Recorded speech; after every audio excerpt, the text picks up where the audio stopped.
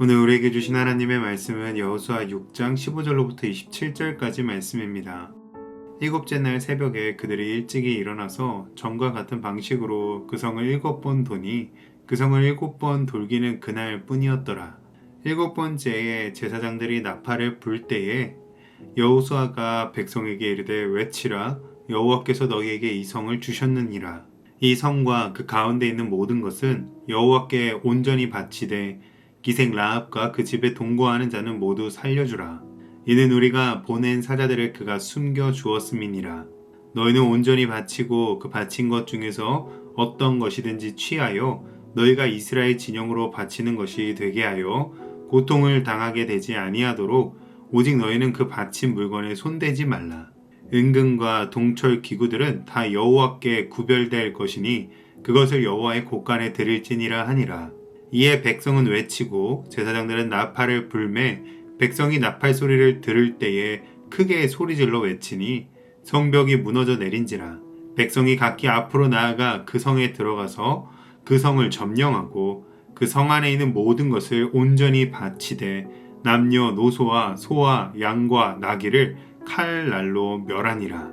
여호수아가 그 땅을 정탐한 두 사람에게 이르되 그 기생의 집에 들어가서 너희가 그 여인에게 맹세한 대로 그와 그에게 속한 모든 것을 이끌어내라 하매 정탐한 젊은이들이 들어가서 라합과 그의 부모와 그의 형제와 그에게 속한 모든 것을 이끌어내고 또 그의 친족도 다 이끌어내어 그들을 이스라엘의 진영 밖에 두고 무리가 그 성과 그 가운데에 있는 모든 것을 불로 사르고 은금과 동철 기구는 여호와의 집 곳간에 두었더라.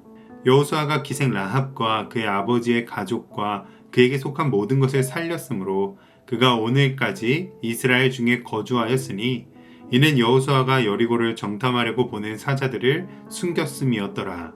여호수아가 그때 맹세하게 하여 이르되 누구든지 일어나서 이 여리고 성을 건축하는 자는 여호와 앞에서 저주를 받을 것이라. 그 기초를 쌓을 때에 그의 맏아들을 잃을 것이요 그 문을 세울 때에 그의 막내 아들을 잃으리라 하였더라. 여호와께서 여호수아와 함께 하시니 여호수아의 소문이 그 온 땅에 퍼지니라. 아멘. 여리고성은 사람이 세울 수 있는 가장 견고하고 완벽하다고 생각이 들 정도로 강력하게 건설된 성이었습니다. 고고학자들에 따르면 여리고성은 복층 구조의 두 겹의 성벽을 가지고 있었고 가파른 지형 위에다가 거대한 돌들을 단단히 쌓아 올려 만든 난공불락의 성이었죠. 이스라엘의 병기와 전력으로는 감당할 수 없는 성인 것입니다. 그런데 하나님께서는 이스라엘에게 전혀 새로운 전략을 주셨습니다.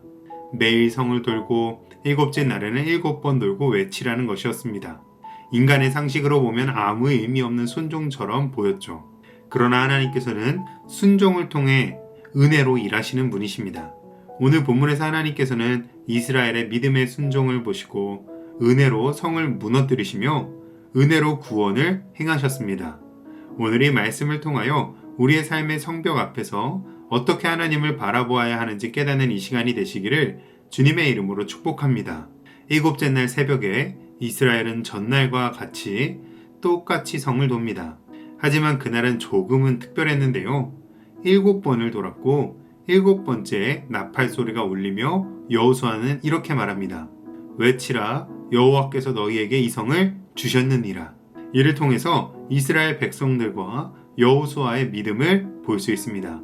7일 동안 순종하며 침묵을 지키고 여리고 성을 돈 백성들과 이미 성을 주셨다는 여호수아의 고백은 하나님의 약속에 대한 굳건한 믿음의 증거입니다.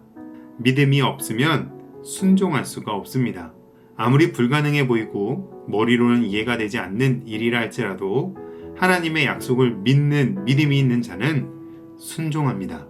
오늘 우리에게 진정 필요한 것은 성을 무너뜨릴 힘과 능력이 아니라 기적을 베푸시며 은혜로 행하시는 하나님에 대한 믿음입니다.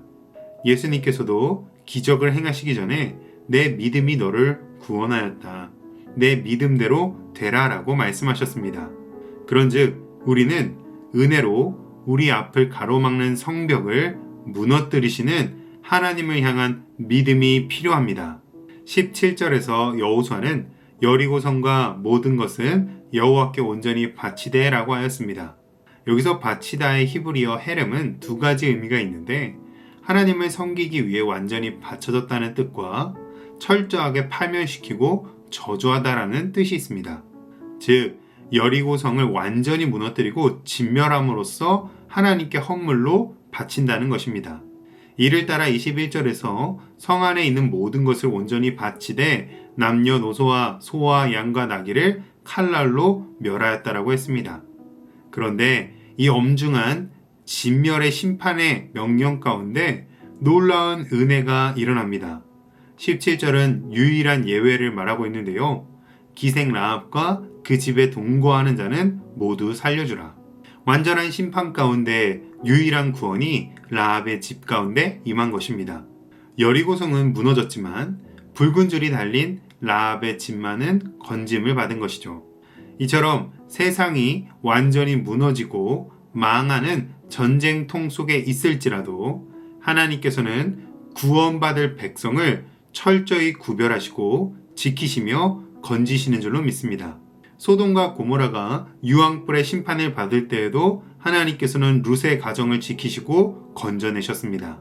이는 하나님께서는 심판하는 분이시자 동시에 구원의 하나님이시기 때문에 가능한 것입니다. 그런즉 우리는 심판 가운데서도 구원의 은혜를 베푸시는 하나님만을 굳게 믿어야 합니다. 22절로 27절에서는 여리고 전투의 결말을 보여줍니다. 첫째는 건짐을 받은 라합과 그 가족들이 오늘까지 이스라엘 중에 거주하게 되었다고 합니다. 더욱이 라합은 보아스를 낳아서 예수님의 족보에 이름을 올리는 여인이 되게 됩니다. 이는 믿음으로 하나님의 구원에 참여한 자들이 영원히 은혜와 축복을 누리게 될 것을 증거합니다. 둘째는 여호수아가 다시는 여리고성이 건축되지 못하도록 맹세하여 여리고성을 건축하는 자에게 임할 저주를 선포합니다. 그런데 500년 후에 히엘이라는 사람이 여리고성을 재건하려고 했다가 맏아들과 막내 아들을 저주대로 잃게 됩니다. 이를 통해서 하나님의 심판이 얼마나 철저하며 그 누구도 물릴 수 없이 엄중한가를 드러냅니다.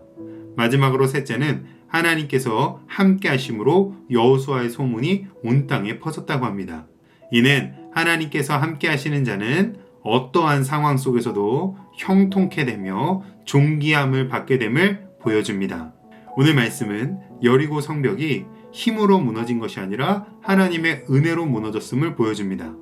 또 라합의 집은 우연히 구원받은 것이 아니라 분명하신 하나님의 은혜로 구원받았음을 보여줍니다. 오늘 우리에게도 동일한 은혜가 임하기를 소망합니다. 그러므로 오늘 우리 모두 하나님의 은혜로 교만의 성벽이 무너지고 두려움의 성벽과 죄와 중독의 성벽과 관계의 상처의 성벽과 미래에 대한 염려의 성벽들이 모두 무너지고 믿음의 순종 위에 오직 구원과 형통만이 가득하시기를 주님의 이름으로 축복합니다. 기도하겠습니다. 주님, 여리고성을 무너뜨리시고 라합을 구원하신 은혜의 하나님, 우리의 삶에도 무너져야 할 성벽들을 무너뜨려 주시고 세우실 구원을 다시 세워 주옵소서. 우리의 순종을 통해 하나님의 역사가 드러나게 하시고 보혈 아래에 살게 하시며 오늘도 은혜의 길만 걷게 하옵소서. 예수님의 이름으로 기도합니다. 아멘.